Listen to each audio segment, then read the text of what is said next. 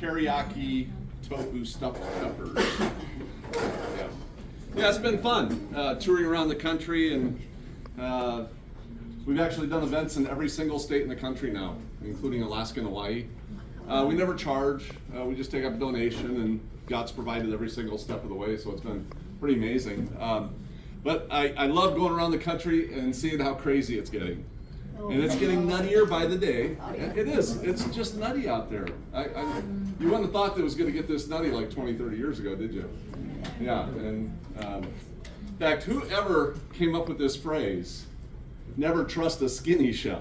I mean, really, shouldn't it be never trust a fat chef? No. I don't know where they get these phrases from, but of course, I probably couldn't have said that 75 pounds ago. I've lost 75 pounds now, going on a vegan, vegetarian. Still got about 20 to go. I still want to lose another 20, 25. But I do want to point something out, okay? Excess weight comes from excess sugars, excess fats, excess calories, lack of exercise, hereditary a little bit, but if you're eating pork chops and your parents ate pork chops, that doesn't make it hereditary, okay? It doesn't. Metabolism sometimes has a little bit to do with it. But see, we live in this nutty world where people automatically judge people by what they look like on the outside rather than who and what they are and what's going on the inside. It's just that nutty world. And there's a lot of people who are overweight by this silly world standard that are perfectly healthy. And actually, a lot of the people that are overweight by that standard are actually way healthier than the slender people whose arteries are all clogged up with the cholesterol, the fats, and they got the toxins in them. And so it's just that nutty world. Of course, if you want to lose a quick 20 pounds, you want to lose a quick 25 pounds? Just wear black. Do things the easy way. Now I've got a blue on today, but see where I've got the black sides? This is the designer black, okay? It just kind of gives that little slimming there. So, yeah, you can do a lot with fashion nowadays, absolutely. Hey, I'm going to do a bean pot over here. What we're doing today is I'm going to share with you a lot of the secrets that we do in the wellness centers. If you don't know what a wellness center is, that's where you go to get healthy. And there's lots of different wellness centers in the country. I've been to most of the major ones in the country. I've actually done events at quite a few of them as well. And I'm doing all breakfast today. One of the common characteristics of every single wellness center in the country, they all serve white beans for breakfast. Half a cup to a cup of white beans every morning for breakfast. You got your protein. The white beans are much easier to digest. And it helps the nutrients get in the cells, where the darker beans we would do later on in the day. But it's always white beans for breakfast. And I soak these overnight, and right now it's just almost 3/4 full right there. And you can put a little bit of salt in here if you want. That's probably all you would need is just salt, and it's going to taste great if your taste buds are working right, okay? Usually it takes about a month of getting rid of the animal fats, and then your taste buds start doing the job they're supposed to be doing. So, I mean, it used to be the only way I would crave a salad is if it was on a cheeseburger. That's the way I crave my salads, you know. But now I can eat salads even without any salad dressing. So, put a little salt in there. We can get carried away here a little bit. I'll put some garlic in here and onion, and measure everything precisely, okay? You got to know the ratio. That's all there is to it. 1 part garlic, 2 parts onion. So as long as you know the ratio, 1 part garlic, 2 parts onion, your soups and sauces, that type of thing will come out perfect every time. You can have a little wiggle room, you know, but there's that 1 to 2 ratio. And then we'll load this up with a bunch of cayenne pepper. Okay, I got mixed reviews. I'm usually waiting for a response on that one. What do you think? More? Really? Okay. Cayenne pepper is one of the best things that you can have. It's definitely one of our secrets in the wellness centers. It helps blood circulation and reduces inflammation. It is really good. You know, people with neuropathy, you know where you got your feet? I don't have my mic on, do I? Are you guys okay? Yeah. I don't know if I should turn this on. Well, we'll try it. Okay, does that work? Okay. People that have neuropathy of the feet, you can take saran wrap, hit it with some olive oil, put some cayenne pepper on it, and wrap it around your feet. Put your socks on, sleep overnight. and it helps the circulation in your feet really well. Yeah, it's one of our little secrets that we do there. So, okay, we'll get this stirred up and keep an eye on that. Now over here, you like my lids? This is what we do for lids in the restaurant. So I'm just a habit of doing that. And we're gonna do some sausage, some breakfast sausage. Now the breakfast sausage, I'm only doing a half batch today. So if you're following along in the recipe, I'm gonna set the oats aside, but everything else can go in the pot here. We've got 8 cups of water here. We're gonna put the walnuts in here. I just put them in a food processor, just blended them up a little bit. And then this right here is Bragg's liquid aminos. You can use soy sauce, but soy sauce is made with wheat, which causes inflammation. So we're not using, everything here is gluten-free, so if you're a celiac or you're gluten intolerant, you can eat everything up here today. And let's see, we've got some McKay's chicken style seasoning, and that's a vegan one. And then we've got some garlic and onion. I bet you know the ratio. 1 part garlic, 2 parts onion, that's right. Okay, now here comes the flavor. Flavor-wise, since we're making sausage, I'm going to use sage, rosemary, and fennel seeds, which fennel seeds really work good for Italian, for sausage. Heat, I've got some red pepper here, the crushed red pepper. You got to be careful with this one though. If you've got new red pepper from the grocery store, it kind of looks oily, it's really bright red, it's going to be very powerful. But if it's been sitting in your cupboard for the last 30 years, it's all dried out, then it's not quite as powerful. So you got to be careful with that. I've got a little bit of liquid smoke here and some salt. So that's my ingredient list right there. Pretty easy. Nothing too complicated. Huh? What's liquid smoke? Liquid smoke. I've got a mesquite liquid smoke here. You can get it at the grocery stores. It's just got a smoky flavor to it. Yeah. There's a couple different types you can get. And you don't have to use that either. And here's another thing you can do too. Let's say you got your base recipe now. Let's say you like the sausage just like a maple syrup sausage. You can just put some maple syrup in there and you'd have that maple flavored sausage. So yeah, you can do a little wiggle room with this. This recipe is so good though, you're gonna love it. And we'll get that going there. Your white beans, are they Great Northern or could they be lima? I'm using northern beans. You can use lima beans, cannellini beans, small white beans, any type of white bean. How about garbanzo? Garbanzos, we do soybeans a lot. Yeah, any type of white beans for breakfast. And they work really good. I think that's on. I'll just tell you a little bit about myself real quick. Grew up in South Dakota and went down to Lost Wages, Nevada. That's where everybody loses their paychecks. And I was actually an executive chef at the age of 24 years old of a casino in Las Vegas, the Sands. Remember before they blew it up? Yeah. And 24 years old, doing big events. My biggest event was 30,000 people for one event. Did a lot of parties and things like that. But then I started working for the federal school lunch program. Now with the federal school lunch program, 2 properties, juvenile detention, one of the biggest in the country, and then a school. Not one single time did we ever get fresh fruits and vegetables. You have to source that somewhere else. The federal school lunch program, what they provide is mostly bags of eggs, blocks of cheese, boxes of meats, and a lot of pre-made stuff. We had the pre-made grilled cheese sandwiches in cellophane, and you just cook them in the cellophane in the oven. Wow. Yeah, that's the way you cook them, right in the cellophane. They had just, cholesterol dogs or chili dogs. Yeah. I gotta think now. With the chili and cheese. I get to go home tomorrow, so I'm kind of excited. I get to go home for 3 weeks, so my brain is like, okay, tomorrow I gotta go do tile, But we're building a new studio for film production, so that's my job. But get my brain working here. It's just nutty, the things that they provide, and it hasn't changed much over the years. Now, I did like what Michelle Obama was trying to do. She went into the federal school lunch program and said, hey, we need to do something better for these kids. The problem is you did not have the right people in those positions that really knew nutrition. And it actually ended up becoming worse, a lot worse. Ended up being a money grab.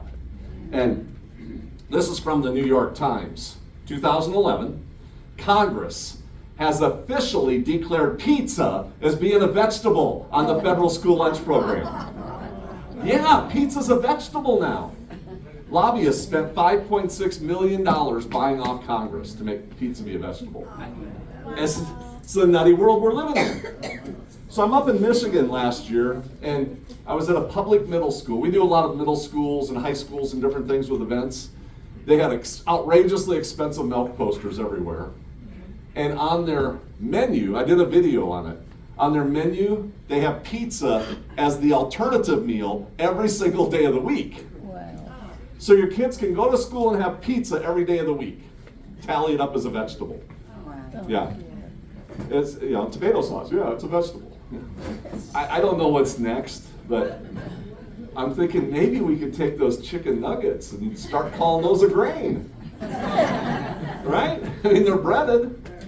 Pretty soon all the kids will be vegetarians. Just recategorize all the food. This is the nutty world we're living in. And so anyway, I started working for Sodexo. I don't know if any of you know who Sodexo is, but they're the largest hospitality management team on the planet. 500,000 employees. They're as big as Walmart. And I was an executive chef for them. My job was to open up new hospitals. So they'd fly me into town, I'd hire the crew, train the managers. Whatever it took to get that hospital open was on my shoulders. And then they'd fly me off to another hospital. This water is boiling here. Now, a lot of you may have had Quick Oats. You ever have Quick Oats? They don't last with you very long, though, do they? An hour later, you're hungry. Steel Cut Oats? Have some of you had Steel Cut Oats? Yeah. How many have had whole groats? Oh, a couple people. So this will be a new experience for most of you. This is whole groats. The actual whole oat groat. And this lasts with you a lot longer throughout the day. And it's 1 part the whole groats and then 3 parts of water. So it's a 1-to-3 ratio. We're going to get that boiling and just give it a simmer for about a half hour here. So that's where we're at. 1 part groats, 3 parts water. So just, kind of figure it out that way. So anyway, in between hospitals, I had 2 hospitals in Vegas that I was at. And here I was pushing 320 pounds. I had a 48-inch waist. I got pictures. I should have shown you my pictures. They're on my cell phone. And I'm looking at myself saying, man, I got to do something. I'm going to end up being one of these people in this hospital. And all the doctors and nurses were telling me that most of the people were in that hospital because of their diet. It wasn't because of broken bones. It usually came down to cholesterol and saturated fats and things like that. And so I told the doctors one day in the lounge, I said, I'll tell you what, I'll go 40 days without any red meat. And they were like, yeah, go for it. So that's what I did. I went 40 days, no red meat. First 5 days was a little rough, but I stuck to it. Real good about convicted. If I make a decision, I stick to it. Next 30 days, I was fine. I had no cravings for red meat. And I thought, oh, this is easy after you get over that little hump there. And then all of a sudden, the last 5 days, I started craving red meat again. And I'm like, how is this? I just went 35 days without any red meat. Now I'm going to crave a hamburger? Closer I got to my 40 days being up, the more I was craving it. It's like one day left, I was calling my friends on the phone saying, hey, we're hitting the prime rib buffets this weekend. I'm buying. Vegas, we get all you can eat prime rib for, it was $4.95 back then. But I couldn't figure out the problem. How could I be craving red meat that much? And I figured out the problem. Well, actually, I figured out the solution, okay? And that is that we need to make sure that our minds are in control of our bodies instead of our bodies being in control of our minds. Amen? Yep. Amen. See, people just give in to their bodily cravings. And we need to make sure the intelligent part of our body is making those good choices on a daily basis. And doctors were loving it. Dr. Plabu, he's from India. He come up to me, he says, Mark, I won $100 off you this week. It's Vegas. They really do gamble on anything there. They do. Everybody places bets on everything. And but he said, you got to get off the milk and cheese. He said, that's the worst of anything. In fact, Framingham Medical Studies, let me share this with you real quick here. Cornell University. They said if you're going vegetarian, so you're not eating any meats, but you're consuming the milk and cheese, they said that's like going from 50 cigarettes a day down to 40 cigarettes a day. You're just not doing your body that much good. You're actually better off getting off the milk and cheese. Now that's according to Cornell University. So I told the doctors, I said, I'm gonna go all vegan, no animal products, but this time I did not put that block wall out there. I said, I'm just gonna get on this path and keep taking steps. If you run into a stumbling block, just turn it into a stepping stone. Don't turn it into a block wall. Just take another step and keep going, and eventually you'll get there. You don't have to do everything all at once, but you want to keep taking steps. And within a couple weeks, I started feeling a lot better. Within a month, new holes in my belt loop. I was like, wow, there's something to this. That's when I started sitting down, studying with the doctors, and just asking them every question I could. I was spending a lot of time off the clock in those doctors' lounges. Poibu, he said, come in and get some blood tests. Let me see, I got some here. Yeah. A little before and after here. My cholesterol, I got 60 pounds difference in between these two. My before would have been a lot worse, but I was already getting healthy, okay? But I'll give you the actual results here. Cholesterol was at 263, probably well over 300, but 263 officially, now it's at 118. Triglycerides were at 274, now they're at 91. HDL went up, LDL went down, H for higher, L for lower. My LDL went from 159 down to 59. So, everything on here was fabulous. Calcium, 9.2, actually on the high side. And doctor says, you're eating a lot of salads, aren't you? I was like, yeah, every day. That's where you get your calcium. Eat those greens. And most people are never going to have a problem not getting enough calcium anyway. It doesn't happen. The reason you might register as being low on calcium, for one, they raise the bar so high nobody can ever reach it. But what happens is if you're consuming sugars, that calcium is going to grip around that sugar just like a poison, and it robs your body of calcium. And then the other problem is you might not be getting the right amount of minerals, like magnesium. And so you're not absorbing the calcium that you're consuming. So there are a couple issues that can really affect. It's not that you're not getting enough calcium. It's everything else that could be an issue. But protein, 7.0. You know how everybody's like, where am I going to get my protein, right? Yeah. There's a book here. This is a book called Nature's Robots, the entire history of protein. And I'm going to get this going here. We've got this sausage patties. You put these oats in just a little bit at a time, okay? Well, not those oats. That's the quick oats. Those you can put in pretty quick. But when you put these oats in, you want to put them in a little bit at a time. Now, I took some regular oats and quick oats, and I just put it in a food processor, blended it a little bit.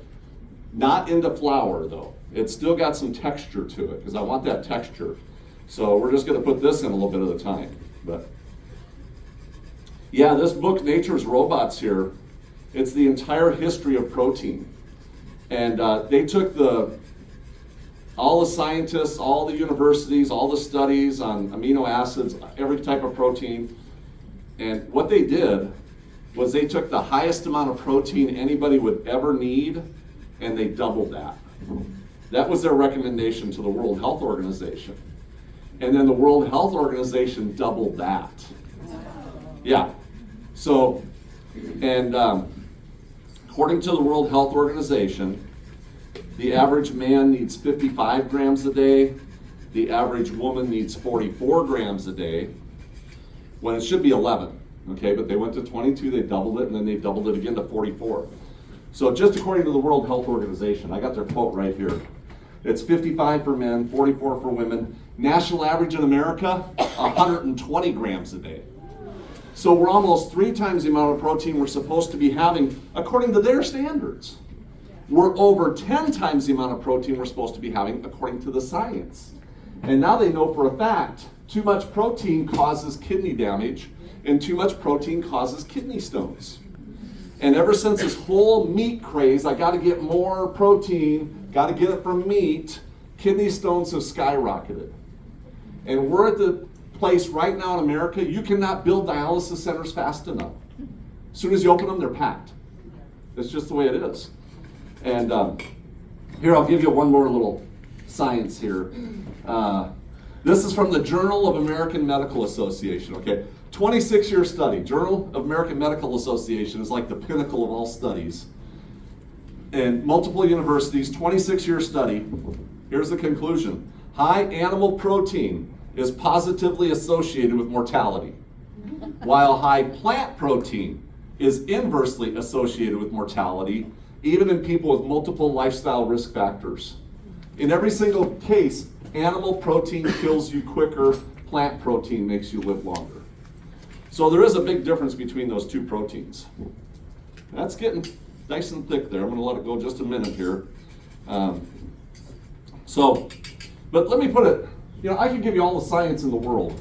There is so much science out there showing that a plant-strong lifestyle is by far the healthiest lifestyle on the planet. The people live the longest, they have the least amount of sickness and disease. The list goes on and on and on. It's just, there's so much out there. But I like to do things in just a simple, logical way for everybody to relate to. So let me ask you the question. What are the 3 nutrients that society's always saying you need more of? Protein, yeah, I gave you that one. Calcium? Probably rounding out the top 3 would be vitamin D, right? Oh, you got to get more vitamin D, but don't get it from the sunlight, right? Which is where you should be getting it from. But that's the 3, protein, calcium, and vitamin D. Well, what are the 3 nutrients? Basically the only 3 nutrients that you're getting out of animal products. Protein, calcium, and vitamin D. The exact same 3. Now, isn't that a coincidence? And even though we have the highest consumption of animal products that we've had in the history of this country, how can we be the lowest on those exact same 3 nutrients? It's not possible. And it's not true. The reason we believe this is because we live in a fragmentized society. And as long as you hear things enough times, you're going to believe it. Politicians have been doing it for years. I mean, just keep lying, keep lying, keep lying. I'll give you an example of how this works, though, because a lot of these companies, they don't lie. They hire other companies to lie for them. Or they'll hire ghost companies to lie about their competition. That's what the dairy industry did with the soy industry. They started saying lie, lie, lie about the soy products to move that industry's money back to the dairy industry. That was big, big money that was being, campaigned for. But I'll give you an example. Go to the grocery store. Everywhere you look in the grocery store, you'll see it. High in protein, fortified with vitamin D, calcium supplemented. It is everywhere. And you see it over and over and over. You think, oh, I must need more. There was a doctor on television a couple years ago, and he was saying, now you need more protein. I was like, more than what? He hasn't even seen my blood test. What kind of doctor's going to diagnose you looking at a camera lens? The kind that's getting a really big paycheck. Yeah, but he's a doctor. Must be true he's a doctor. Well, it must be true. I heard it on Facebook. That's where I get my news. Quality information. But this is the nutty world we live in. So, and it's getting crazier. All right, let's get these babies, woo, that's hot. Pretty thick now. See how thick it is? This is a size 30. These are numbered? You know where the numbers are? It's on that little metal bar that goes swinging back and forth. There's a little number on it so you can see what size your thing is here, so your scooper. But I'm just going to scoop these up. See, now I'm the youngest of 6 kids. And my parents fed us pork chops and hamburger helper and hamburgers and ice cream and lots of chips and candy bars and sodas and chicken and all my brothers and sisters are 300 pounds or more. I got a brother at 400 pounds. My mom died early 70s from cancer. My sister died at the age of 54 from cancer. And so I'm really thankful God showed me a better way to eat. Yeah, I'd be right there with them. And My brother Paul, he had a cholesterol level of 1,000. He had a heart attack, went in the hospital. They put in a stent. Next morning for breakfast, they gave him bacon and eggs. Yeah, 3 times they did that to him, over and over. And Fixed him. he weighed about 400 pounds. So I went up and stayed with him for about 3 weeks. Put him on an all-vegan, plant-strong lifestyle. And I redesigned his kitchen completely. And this is what you need to do, is get your kitchen designed for success. Look, if everything in your kitchen is unhealthy and you bring home a carrot, how long is it going to be in the fridge? Huh? Turns to rubber. You put it in those drawers down below where good intentions go to die. The little caskets that you open up and see if anything's alive in there, right? And there's probably something alive. You close it real quick, you know. But I'm not going to do a class on designing your kitchen for success today. I have a whole program just for that. But what I did was I went on my website, my YouTube channel. I've got a dozen videos showing you exactly how to get your kitchen designed for success. So you can just go to my YouTube channel, subscribe while you're there, and you'll see all these videos, exactly how to get your kitchen designed. They're fast videos, how to set up your refrigerator, your freezer, everything you need to know. So, but anyway, my brother Paul, after 3 weeks, his cholesterol was down at 300 with no statins. Took him off the statins immediately, and it's been 6 years for him now. He's got his cholesterol down to 170, and he's lost over 100 pounds. Yep, so he's doing good. Okay, I'm gonna set this aside here. And here's the little secret for this. Now see right here, you got meatballs, right? So if you took this exact recipe that you have and just replaced all the Italian part of it, for the sausage, and just put an Italian like for meatballs, all your meatball spices, you'd have meatballs right there. Just like that, boom, you got it. But since this is sausage, I've got a spatula here, just putting some water on it, and that'll press it down so it doesn't stick. And then you got sausage patties. So, and look at this. This is a half batch. This is half a batch. Because you're going to freeze these. We're going to cook them. And by the way, you might want to adjust that on your recipe there, because when I cooked them in this oven, it actually took 30 minutes. I think I'm set at 20 minutes maybe. And my ovens at home are much faster. So I'm gonna have to adjust that on the recipe the next time I do a print on that. Because all the ovens I've been using are so much slower. So, but you'll get an idea once you do it. You'll know exactly how long you need to cook it in your oven at home. So, now my other brother Wayne, he owns a cattle farm in Wyoming, so he's not that interested in getting healthy. And he weighs almost 400 pounds.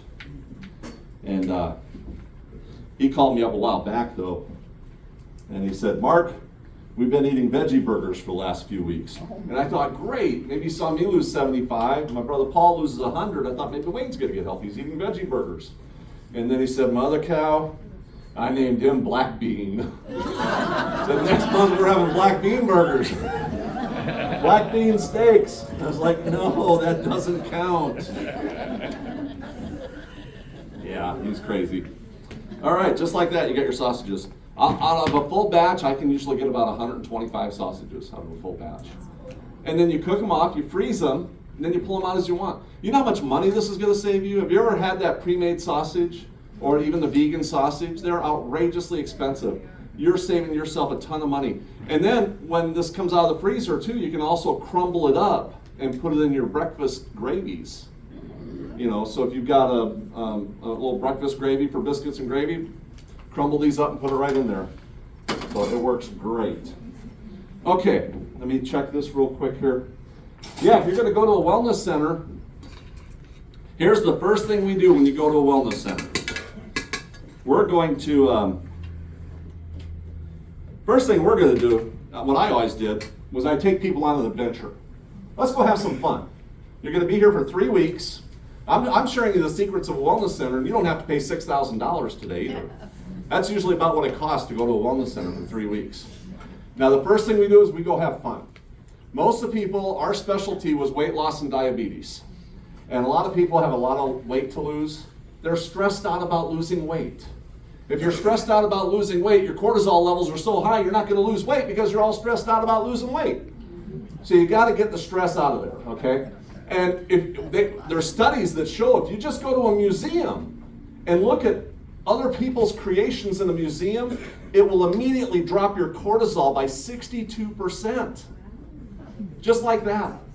So I always go out there and show them God's creations. And we're just going to get this stress out of you. Get your cell phones put away. You're going to be here for 3 weeks. Get away from the environment that you've been in and just do the best for this 3 weeks. And so that's the first thing we do. And there's 2 principles that I really like to instill upon people when they come into the wellness center. Number 1, never compare yourself to others. Comparison is the thief of joy. And especially on social networks, that's all about comparison. Compare. You see everything else that everybody else is, and it's constantly comparing yourself. And so it's never a win situation. You never compare yourself to others. And if you can just realize that God loves you just the way you are, regardless of where you're at in this walk of life, then you can breathe. Okay. And you just take it one day at a time. You don't worry about what other people think about you. You don't stress out. You know, it's just, hey, this is where I'm at. God loves me. Let's start walking. And immediately the stress comes off. And you're looking at life through a whole different perspective. And then the second thing you want to do is just do the best you can today. That's the second principle. Just do the best you can today with where God has put you. A lot of us are older. We don't have the mobility that we might have had in our younger years. Some of us have physical impairments of one kind or another. Every one of us has problems. A lot of it might be mental problems. It might be social problems. It might be financial problems. Who knows what kind of problems everybody has. If you're focusing on the problem, you're never going to work on the solution. And so you just do the best you can with where God has put you today. And with those 2 principles, you can really move forward, taking one step at a time. And that's kind of why we have success through the 3 weeks of being in a wellness center, because like, okay, we're on a different plane. We're in a different perspective now. So that's what we do. Okay, this is doing pretty good. I'm going to just keep a good eye on it. So then the second thing we do, now that you've had your day of fun, now we're going to torture you. Yeah, because, okay, here's what we're going to do. We're going to do 3 days of detoxing. Some places do 5 days of detoxing, okay? But usually it's 3 days. And the way we would do the detoxing at our facility was to do juicing with nothing but vegetable juice, okay? If you're going to do juicing with vegetable juice, only 25% of that juicing can be in carrots or beets, because we don't want a high sugar content, okay? And the rest of it is all going to be your vegetables. It's going to be your celery, your cucumbers, your kale, your cabbage, romaine, parsley, anything else really goes, anything goes. We'll put turmeric in there, we'll put ginger, we can do a lot of little spicy things, but that's what we would do. And you would get either a pint to a quart twice a day, okay? And then in between those juicings, we would do like turmeric tea or ginger tea. At the end of the day, we're just gonna do some onion broth, okay? And in the wellness centers, you only get 2 meals a day, and they're 6 hours apart. That's it. You have your morning meal at 9 o'clock, and at 3 o'clock you're doing your second meal, and that's it. Then late at night, if you need some veggie broth or something like that, that's what you would do. Now with juicing, we're always doing Celtic salt. Celtic salt has the highest mineral content of anything out there. It's like 87 minerals.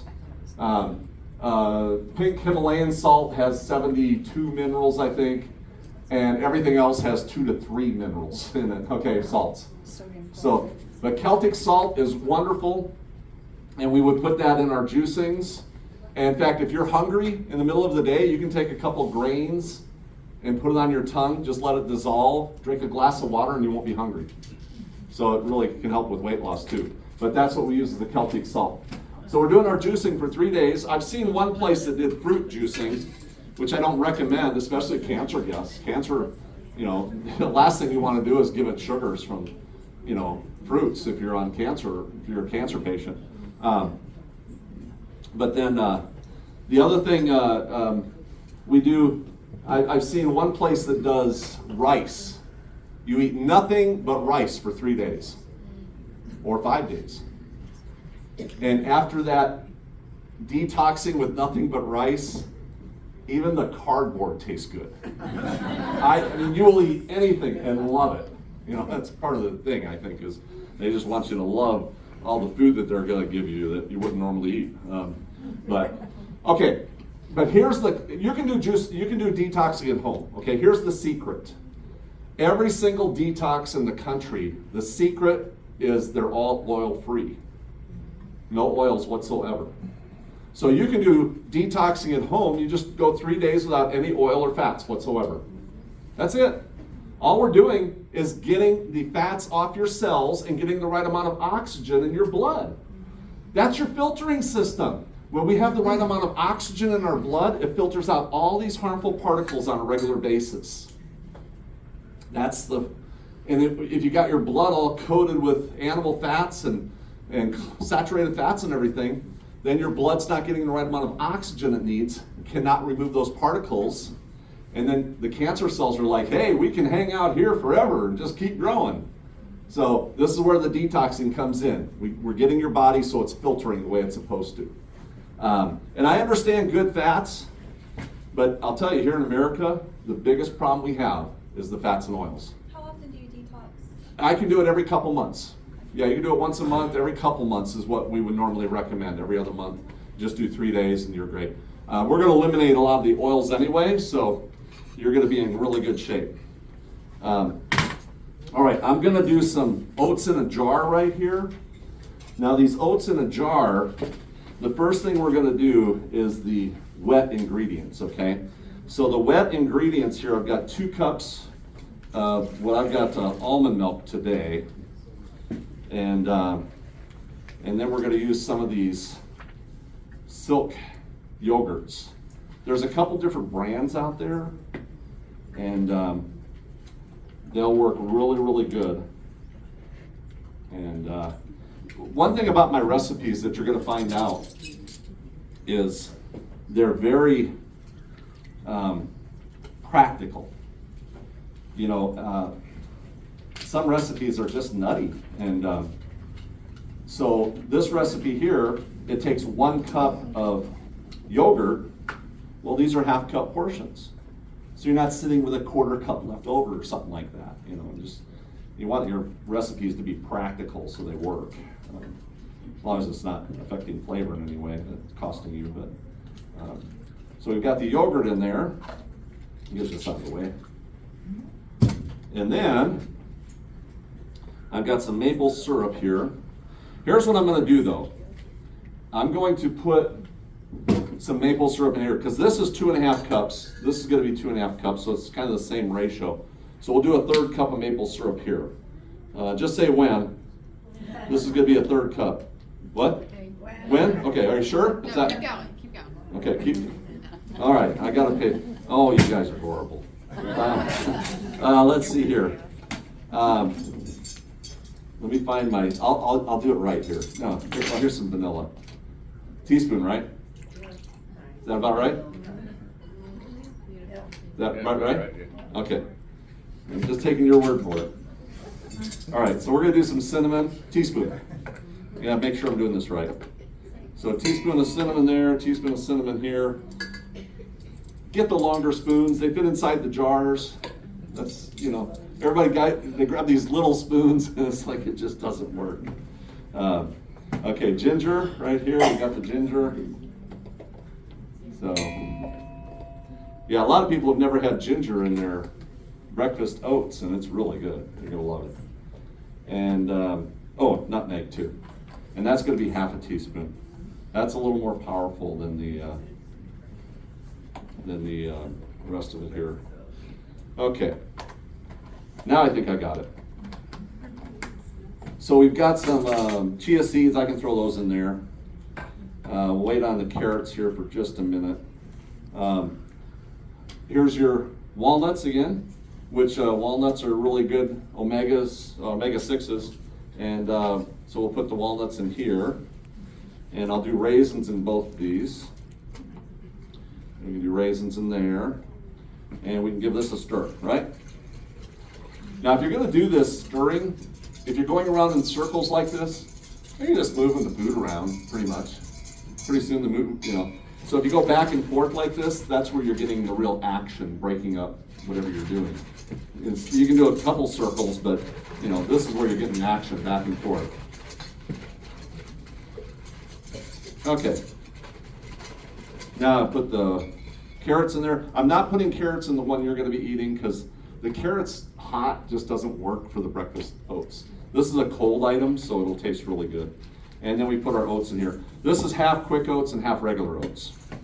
So we did a half and half. We give this a stir, and you can see it's pretty wet. It is pretty wet right now. So we're just gonna set that baby aside and keep an eye on it. I gotta get this thing back here and cook it. Okay, and we'll keep an eye on this too.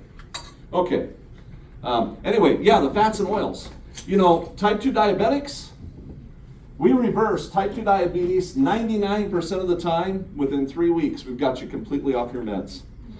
How do we do that? Get rid of the fats and oils. That's the number one cause of type 2 diabetes, is the fats and oils. We have these valves. They're in our pancreas, they're in our receptors all over our body, and there's a blockage. So you need that insulin to force those doors open and close and open and close. But if you just get rid of the blockage, which is the fats and oils, then your body's doing the job it's supposed to be doing, and you don't need all that insulin. Even type 1 diabetics have far more success managing their type 1 diabetes when they get rid of those fats and oils. Does that include like avocados? That includes every oil, including calories from fat. And we'll have to get rid of that for about 3 weeks, including olive oil, coconut oil, avocados, peanut butter, because you're reversing the diabetes. Now, after 3 weeks, we got your meds taken care of. Now, after another couple weeks, your diabetes has been completely reversed. Then you can go back to getting some of those healthy fats, okay? Because we do need, the omega-3s and 6s and 9s and everything. So we do need some olive oil, and coconut oil is okay. Flaxseed, the ground flaxseed, that has your highest omega-3s of anything. Your chia seeds is your second highest seed with omega-3s. But in order to reverse the diabetes, we have to do that. The other thing that affects diabetes is the glycemic foods that you're eating. If you're eating stuff that's spiking your blood sugar, and different people are different. Something might spike your blood sugar, but it's not spiking yours. So you got to kind of pay attention. But if you're getting a spike in your blood sugar and then crashing fast, and then you got to have a candy bar, and then you're crashing fast, and you need a soda, and you're crashing fast, pretty soon your pancreas is saying, I've had it. And then you get insulin resistant. So between those two elements, reducing the fats and oils and reducing these, foods that are spiking your blood sugar, we can eliminate type 2 diabetes really, really fast. And it's really easy, actually. But now here's the thing about fats and oils. I understand good fats, long chain, short chain. The problem is that we're getting bombarded by fats and oils, okay? I'm okay having a little olive oil on a salad and things like that, but we're getting massively bombarded by oils. Let me share this with you right here. I've got the national average on vegetable oil alone, okay? National average, 10.2 pounds per person per month. That's 2 of these that the average person consumes every month, just in vegetable oil. This is why we have a problem, because we're getting massively bombarded by these oils. There's a book out there, it's called The End of Overeating. This is Dr. David Kessler. He was the head of the Food and Drug Administration. He found out that the manufacturers of foods hire scientists to find out how to make their food as addictive as possible. All the fast food restaurants hire scientists. You know, even the hamburger bun alone at different restaurants is specifically designed for addiction. You could eat a full meal, go into McDonald's and just eat the bun, you'll be hungry. That's what it's designed for. Restaurants like TGI Fridays and Chili's, just quoting the book, they hire scientists to make every dish as addictive as possible. They can now make the food so addictive that it will trigger your endorphins, even if all you do is see a picture of that food a month later. I could put this up here and people's mouths are going to start salivating. We had kids, we had 2 kids, this was about a month ago. They had a physical temper tantrum because they couldn't eat these. Mom had to take them out. They were in physical pain because they couldn't eat them. You know, they were that addicted to them. And, but yeah, and so here's the thing. There's an actual combination of sugar, oil, and salt. And if you have this exact combination of sugar, oil, and salt, it'll trigger your endorphins. Desire, addiction. So this is why we're getting bombarded by fats and oils, because they figured out it creates addictions. And so that's why I said we're getting massively bombarded, and then your valves aren't working right. Your cells are clogged and everything's, you're not getting the oxygen in your cells, and the cancer is sticking around. And that also means calories from fat, okay? This is 50% calories from fat. This is 60% calories from fat. First half of a football game, second half of a football game. It would actually take 15 pounds of potatoes to get the same amount of calories as these 2 bags of chips. Now this, in one day, 15 pounds, it would take you an entire week to eat it. What's going to give you more fuel to get through the week? The potatoes, right, not the potato chip.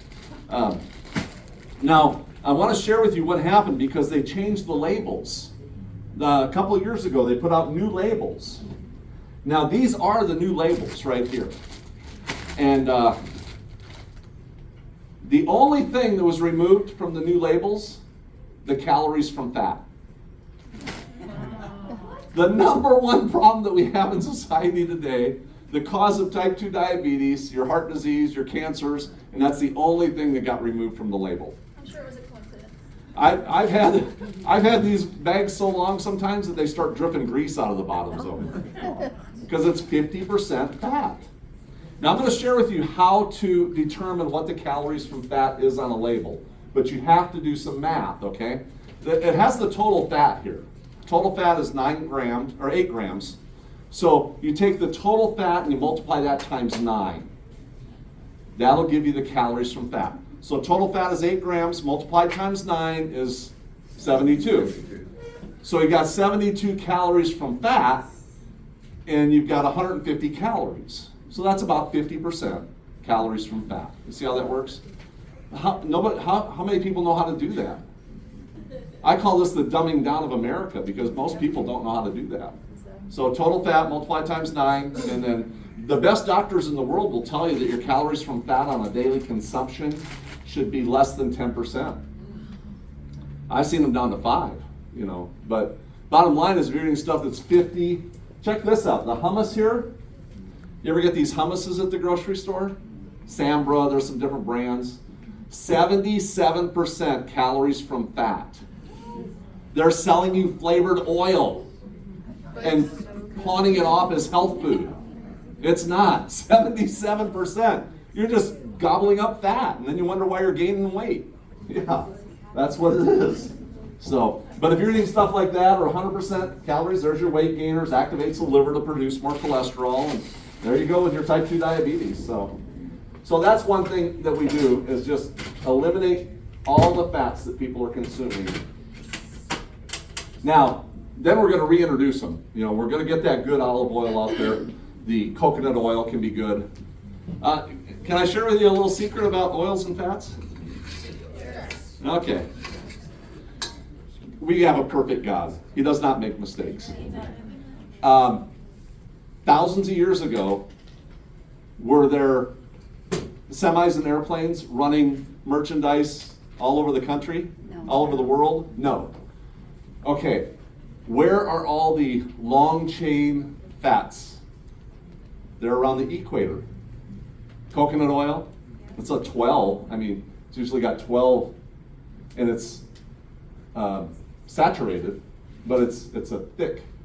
And in order to get like your omega-9s, your omega-6s, you got to go north or south from the equator.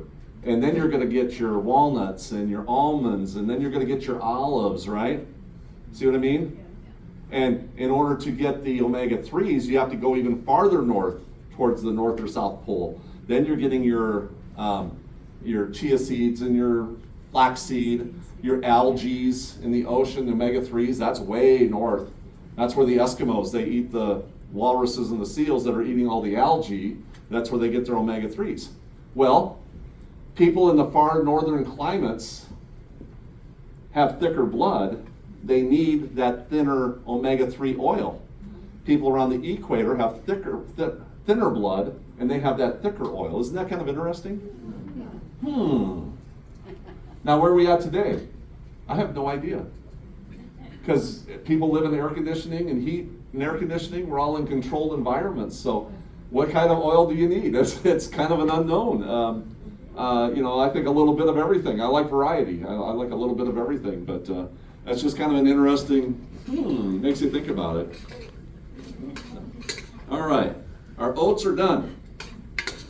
So I'm going to put these right in here. See, I've already got some that's been in the crock pot, basically, all day. You can do these in the crock pot overnight, which works really good. Yeah, you can crock pot them, put them in the crock pot at night, and you'll have them ready in the morning when you wake up. That's the best way to do them. So the one thing too, since we're eliminating a lot of the fats and oils, getting your body working the way it's supposed to, we're also going to be having you eat more carbs. Yes, lots of carbs. And everybody's like, wait a minute, I thought we were supposed to stay away from carbs. No. Now there's a difference between complex carbs and simple carbs, right? Eat the potato, not the potato chip. Okay, we need the complex carbs. There's a book here called The Starch Solution. Dr. McDougall. He shows scientifically where 70% of your diet should be in carbs and starches. 70%. People are like, that's just crazy. 70%. Yeah, 70%. Here's the low carb fraud. T. Colin Campbell, he wrote the China study. So easy, quick read. Shows you why you need to eat more carbs. The low carb myth. Dr. Ari Whitten and Wade Smith. This is a New York Times bestseller. 490 scientific sources, with all the sources in the back, why you need to eat more carbs. Yeah, the countries that eat the most carbs have the least amount of sickness and disease. Sweden just came out with a study. I've got it on my cell phone. I got to get it printed off when I get home. But they just did studies and found out the people that eat the most potatoes have the least amount of heart disease. Yeah. Wait, I thought potatoes were bad for you. No, potatoes are good for you. In fact, potatoes only spike your blood sugar when it's in connection with animal fat. Otherwise, it just turns into fuel for the body. Yeah. So anyway, that's a really good one. Low carb myth. How not to die. Dr. McDougall, Michael Greger. Michael Greger. He's probably got the best website in the world out there. Go to his website. It's called nutritionfacts.org.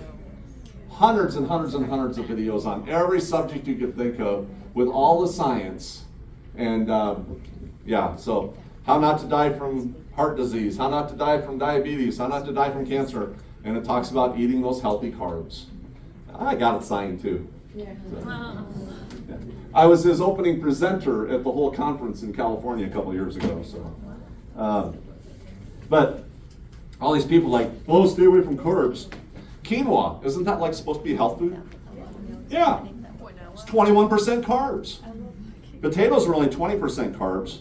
Apples, 15%. Bananas, 23%. Oats is 66% carbs. Beets is 10. Blueberries, 14% carbs. Kidney beans is 22%. Chickpeas, 27% carbs. Are you telling me I'm not supposed to eat all these healthy foods? So really and when you hear doctors talk about it, stay away from carbs, I think they mean the right thing, but they don't say it right. But they're basically saying stay away from the processed carbs. Cake. Yeah, your flours, your processed wheats, things like that, and you'll be a lot better off. All right. Oh, I got to check this out real quick. Let's see how this is doing. Pretty good. Pretty good. I think I can batch this up right now. We're gonna put these in jars. Oats in a jar for overnight. Yep. Then we put them in the fridge overnight, and then they're ready to eat. Yeah. So let me give you another secret here, because it's okay. One thing to eat carbs, okay, because they're really good for you, and it burns better. Carbs burn cleaner in the body. You start burning oil for fuel, like keto diets and things like this, it comes with a residue, which is carcinogenic. You start burning sugars for fuel, processed sugars, that's going to be burning a residue, so you end up carcinogenic. But have any of you ever heard of the word retrogradation? No? Okay. I'm going to give you the crash course on retrogradation. A couple of years ago, they were having a vegan, plant-strong conference that was being held for 100 doctors over in Chicago. This is a plant-strong conference for doctors, and it was being held at the McDonald's headquarters in Chicago. Yeah, and all their chefs were all cooking vegan food. It was great. McDonald's headquarters doing a vegan conference. So I had to do the class for these doctors for retrogradation. And what retrogradation is, it's the process of making foods starch resistant. Do you know what starch resistant foods are? You might have heard of that before, starch resistant. Starch resistant means simply that it's more resistant to digestion. It takes longer to digest. And it's a really good thing when things take longer to digest. Because for weight loss, if it takes longer to digest, then you're not going to be hungry later on, and you're not going to eat as much. If you eat the quick oats, boom, you're spiking your blood sugar. If you eat a candy bar, you're spiking, but then you're hungry again. You want those glycemic things that give you long shelf life. You got it? Beans. Right? Beans. Well, retrogradation, here's the easy way to look at it. If you take a baked potato or a boiled potato or something, and it's all fluffy, right? If you refrigerate it, what happens? It tightens up, doesn't it? That's the process of retrogradation. You just created starch-resistant food that takes much longer to digest. So for type 2 diabetics, this is awesome. You take your potatoes, you cook them, you refrigerate them. Even if you reheat them, they're still starch-resistant. They did studies with chickpeas not too long ago. Refrigerated them, reheated them, refrigerated them, reheated them, did that 3 times, and it was far more starch-resistant than if they only did it once. Now, what's society do today? They go to restaurants, fast food, hot food. They don't let their food refrigerate. And we need to let our food refrigerate and chill. You can do this with pasta as well. Is that same with the rice? Rice, yes. And chill it? Yes. Freeze it. I call it the fabulous 5 when it comes to my carbs: beans, rice, oats, whole grains, and potatoes. The thing they caution about rice is you don't want to have it in the fridge more than a couple days because it starts to create mold. So that's the real caution. You got to be careful with your refrigerators. They had a real issue over in China with mold on the rice. That's one that you don't want to have a lot of days in the fridge. You're better off freezing it and pulling it out. And if you freeze it, you never know how it dries up. You can just put some hot water in there and put the baggie closed again, and the hot water will suck up into the rice. It's really cool. So I got a video on that. But, okay, so for type 2 diabetics, now you're eating stuff that's going to take much longer to digest, so it's not spiking your blood sugars. See how that works? You know, people that need to lose weight, you're not going to be hungry as much because it's giving you more fuel throughout the day. This is a win-win. And here's the other big bonus.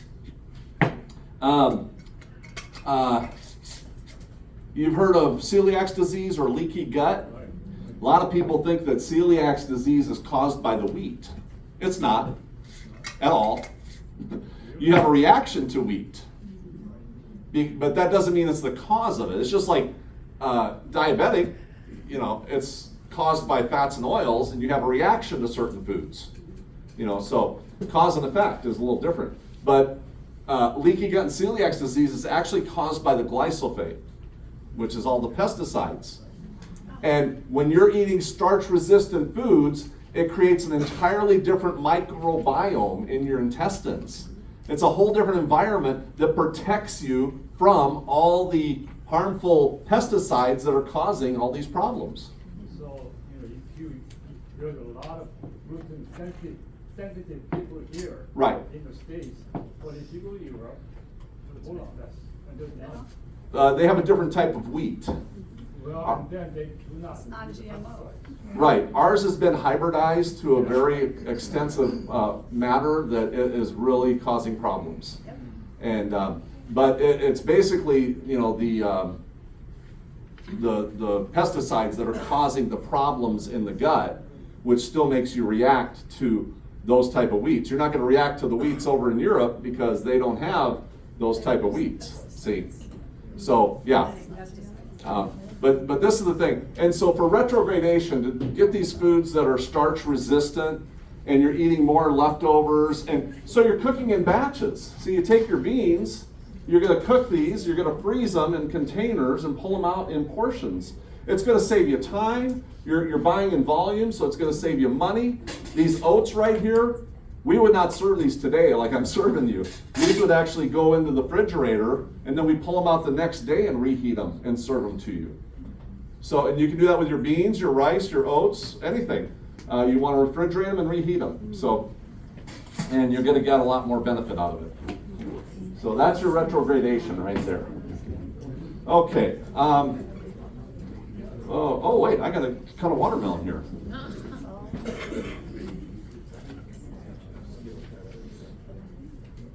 You know, some of you were here yesterday.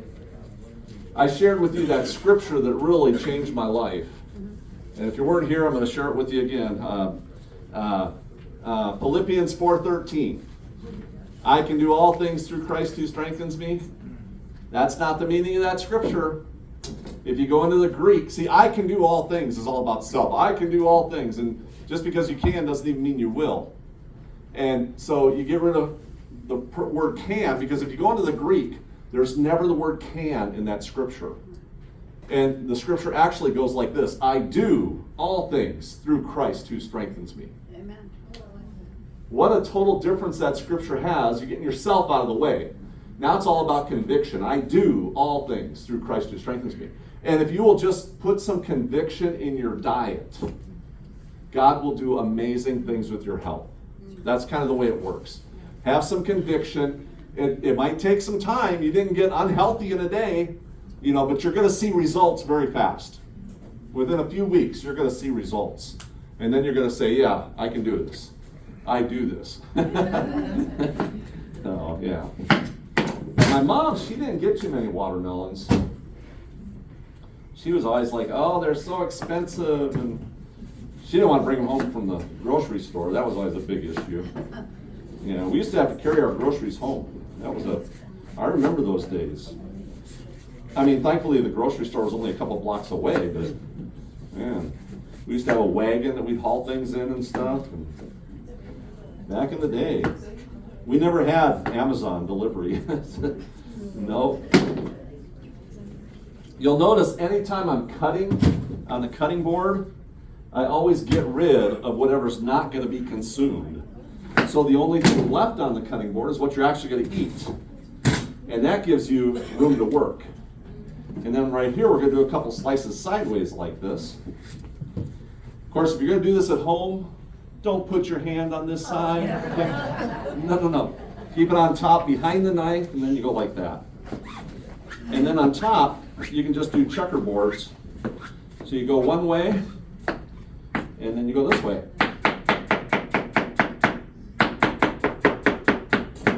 Just like that. And literally in 1 minute, you got your entire watermelon cut up. Just like that.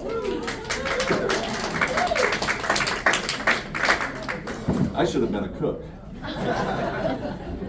Watch, the next time you have a fellowship meal, you'll have like 40 people all bringing watermelon. Everybody else will be like, what's going on here? Pineapple, you can do the same thing. We're going to cut off each end. We're going to go around the outside. That's your bitter part. And this one's looking good. And then we're going to cut this and quarter it like this. And then you're pulling the cores out. So pretty easy.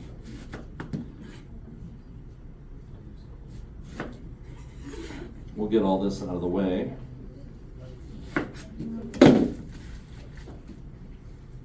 Somebody wanted to grow that, didn't they? Yeah. I have yet to try to grow one. All these years. I might cut that little piece out there. Okay. And then you're just going to do the same thing, kind of like with the watermelon. And you go this way.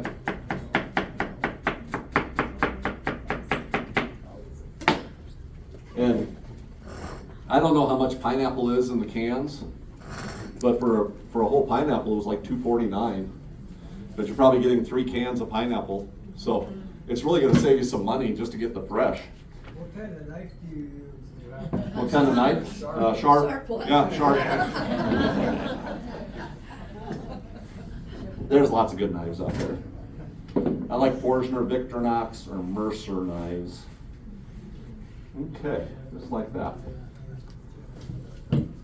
Yeah, so if you can reduce the fats and oils, get rid of the processed carbs, and eat the healthy carbs, that's probably the most success you're going to have with eating healthy. And the other thing we do now at the wellness centers is the first day you get there, we're going to do exercising and stretching.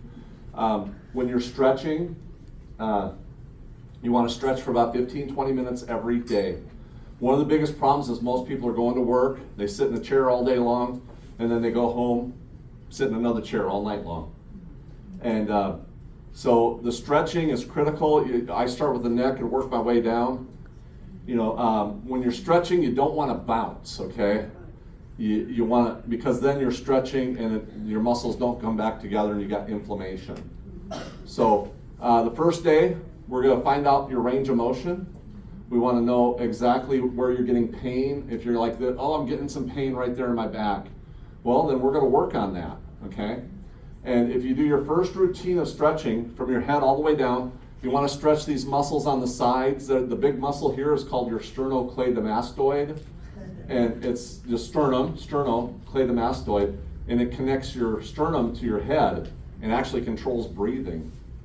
So you want to make sure that you're stretching this way, and you turn to the left and turn to the right, and you're going to do your arms. You can go your arms this way. You can grab onto something, you know, and pull your back for your chest. There's lots of routines that you can do for muscle stretching. And you want to just work all the way down, your legs. You can do some on the ground. But what we found out is that a lot of people, that's all they needed was stretching. We had a gentleman come up there. They wanted to do surgery on him. They said he was never going to be able to golf again, and he loved golfing. And so we got him in there. First couple days, he's like, after the first couple days, you're finding those sore spots. It's like, oh, I can't go any farther than this. And it's like, well, you don't have any range of motion here. And so we're working on the stretching. We do some deep tissue massages, which you can get anywhere. And within 3 weeks, he started having such a range of motion like he's never had before. And he's like, wow. And we told him, we said, just keep doing this at home. Every single morning, just do your stretching. And he's back to golfing. He's out there golfing every day. He didn't need surgery. they were going to do surgery on him. And I said, did they ever offer you any alternatives? No, they didn't. They didn't say, let's try some rehab and get some stretching. You know, and granted, some people are going to need surgery. We've had a couple people there that they absolutely needed surgery. There was something so severe, but there's a lot of people that don't. And if you do stretching like this every day, you're going to get such power out of it. People that work hard-working people out there, if you stretch every day, all your activity throughout the rest of the day is actually much easier on your body because you're all stretched out, ready for the day. So it's a win-win in every way. The other thing we do is we have you walking after every single meal. We do a 15-minute walk in the morning, but after every meal we do a 15 or 20-minute walk. Digestive, it's called the digestive walk. Most people just want to go take a nap after their meal, right? Well, no wait, this doesn't make sense to me. I thought food gave you fuel and energy. Why would you be taking a nap? See, food does not, it gives you fuel and energy, but you actually get your fuel and energy from exercise. When you exercise, that's what gives you your fuel and energy, and it's going to grab it from the food that you ate. See, those digestive walks, you'll find out that if you take a digestive walk right after you eat, you're not going to be tired. You're going to be like, I don't need a nap. And if you do take naps, I mean, Jesus took naps. If you do take naps, you want to take them earlier in the day so they're not affecting your sleep at night. So one thing we did, I don't know if you all know Barbara O'Neill. Oh, yeah. She's coming to Rogersville next week. Really? Yeah. Oh, is there any availability? Yeah, there's all kinds of availability. Next week, Rogersville Church, Monday through Friday, 5 to 7 p.m. And there's all kinds of availability. And it's October? End of October. Okay, never mind. Don't listen to me. You better get a hold of them fast because she sells out, Yeah. and they can be booked salad in a matter of a couple days. Yeah. But what I did, she came out to the Black Hills, and I recorded the entire program that she had there for Sustain Me, the whole Sustain Me program, which is her new book.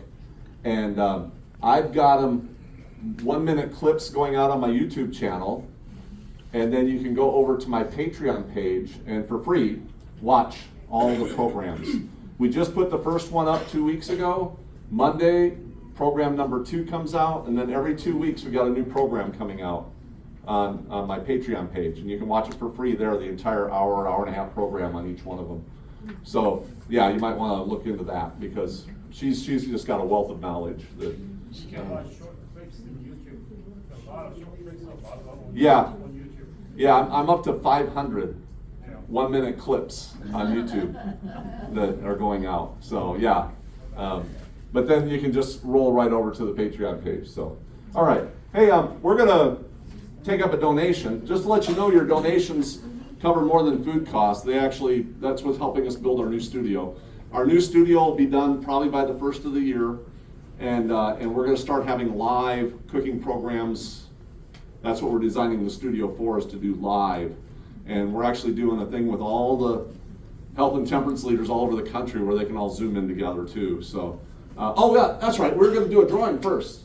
Let's have a drawing because we're gonna see who's gonna do the dishes. That's right. Okay. And I'll jump out here and you can come out too. We're gonna let some people do some drawings. My first 3 are little inspiration pocketbooks. We got a lot of drawings here, so odds are good. Let anybody draw names and do this, because this oil-free butter recipe right back here, it's an exact recipe. You got the ingredients right there, and you just heat it up, stir it, just keep stirring it, and then after you're